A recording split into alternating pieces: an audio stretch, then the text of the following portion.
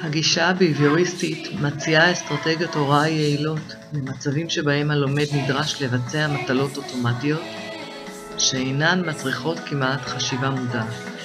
זוהי גישה המעמידה את התרגול והביצוע במרכז הלמידה. לפי הגישה הביהביוריסטית ועל פי המודל שפיתח סקינר, העיקרון הבסיסי בלמידה הוא מערכת של גירוי, תגובה ומשוב.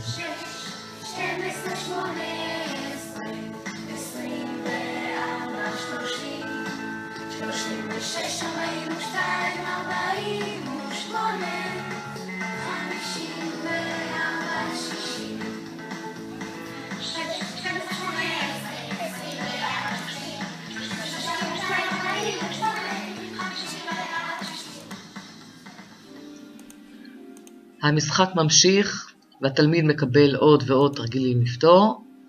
בצד שמאל מופיע שעון הזמן, בצד ימין סרגל ההצלחות שלו, ובסוף מגיע המשוב המיידי עם מספר התשובות שהוא ענה נכון בפרק הזמן הקצוב.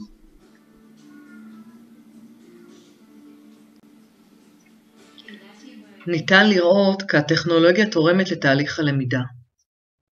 היא מעוררת מוטיבציה ומגבירה את רצון התלמידים לתרגל שוב ושוב את לוח הכפל. הטכנולוגיה מביאה לחדשנות פוליטית, מאפשרת ללומד ללמוד באופן עצמאי, לקבל משוב מיידי וליהנות מהצלחותיו. הרי המטרה היא לדעת וגם ליהנות.